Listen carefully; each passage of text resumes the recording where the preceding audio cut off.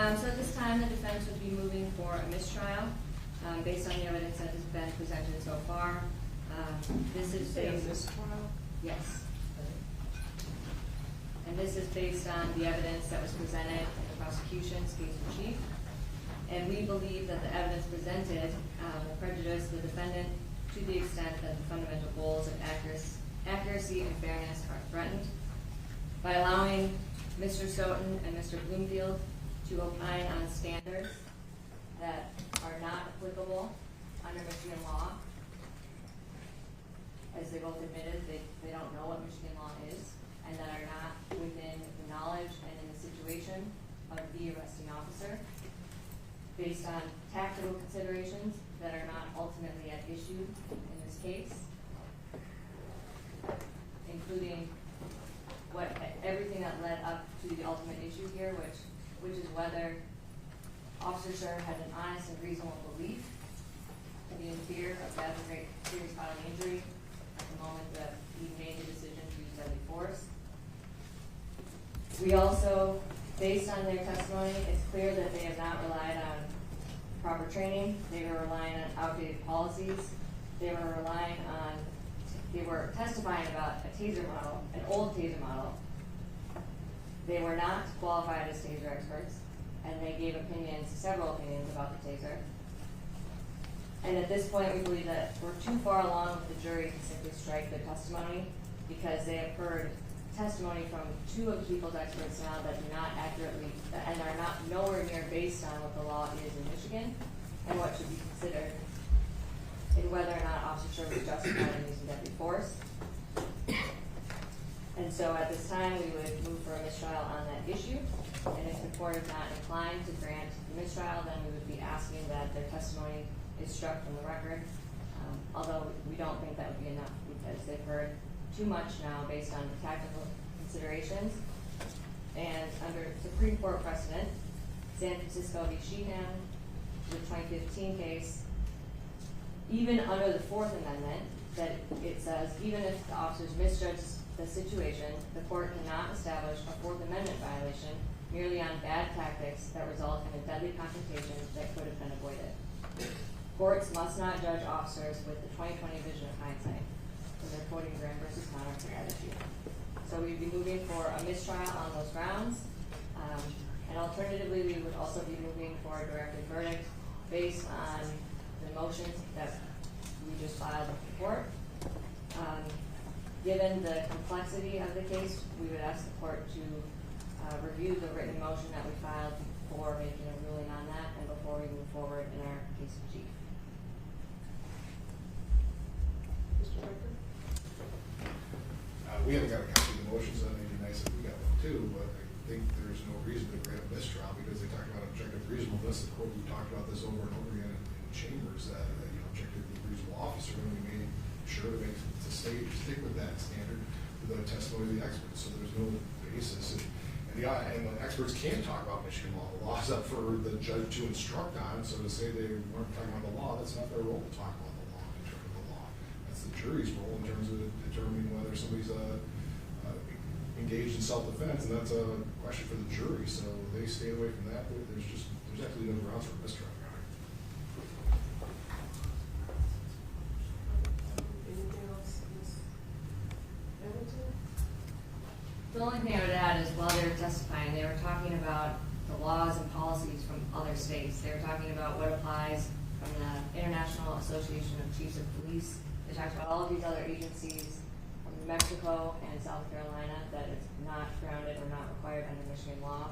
And we outlined that in our trial brief with and attached 4 declarations explaining that that is not something that Michigan law requires or that GRPD trains their officers. Anything else? No, Your Honor. Mr. Ricker? No, Your Honor. Okay.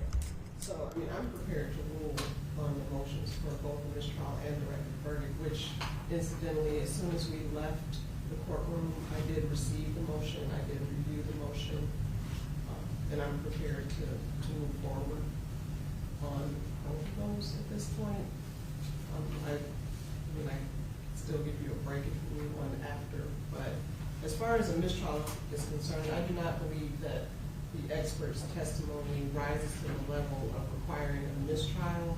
I believe that the fact that they were testifying, they clearly were testifying on generally accepted police practices. They never held themselves out to be experts in Michigan law, and as Mr. Becker stated, it's the judge's role to instruct on what, excuse me, on what the law is, and it was the expert's job to provide opinions based on how they apply the facts in this case as they have been presented thus far to reliable principles and methods, and I believe that they did that. So, and I believe that the fact that they did not testify based on what Michigan law is, that more so would perhaps go to weight to the extent that it does not agree with what I instruct the jurors on. Also, it's ironic that he cited a Supreme Court case because obviously the Supreme Court is the court of the land, and the experts were testifying based on generally accepted police practices nationwide. And so, given that, I don't believe that their opinions or the fact that the juror heard those opinions would rise to the level of prejudicing the defense or the defendant to the extent that a mistrial should be, that I should declare a mistrial in the case. And as far as the directed verdict motion, obviously, as everyone, well, all the attorneys know, that a directed verdict of acquittal is only appropriate if after I consider all of the evidence presented by the prosecution in a light most favorable to the prosecution, I would have to determine that no rational trier of fact could possibly find that the elements of the crime charge were proven beyond a reasonable doubt. In this case, there are essentially three elements. The first is that the defendant caused the death of Mr. Leolia, that Mr. Leolia died as a result of a gunshot wound that was fired from the defendant. I believe that is obviously clear. It's on video. No one is disputing that the defendant caused the death of Mr. Leolia, at least not any of the witnesses that I've heard so far. So it seems clear that that element has been met.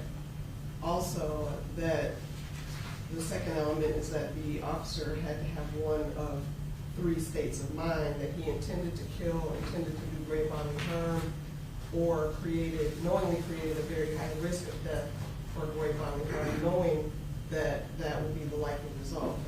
As an officer at the time, he was clearly aware that if he put a gun to the back of someone's head and fired a round into their head, that would likely, that at least created a very high risk of death, if not evidences an intent to kill Mr. Leolia. So I believe that element, again, would be difficult to dispute given the background of the defendant as testified to thus far, as well as the video. That brings us to the only element in the court's view that is really in dispute here, and that is whether or not this killing was justified. It's clear that Mr. Leolia appears to have possession of the defendant's taser at the time that this shooting occurs. But it is also clear to the court that a rational trier of fact could find that the alleged victim, in this case Mr. Leolia, was not in a position to use the taser at the time that the shot that killed him was fired. I believe that a rational trier of fact could find that based on the video alone, but if you also incorporate testimony of not just the experts, but also other witnesses, including the witness that talked about the taser, Mr. Childs, I believe a rational trier of fact could find that the killing was not justified. And so because that is the position of the court, I am denying a directed verdict of acquittal for those reasons, because I do not believe it to be appropriate under the circumstances. And so with that,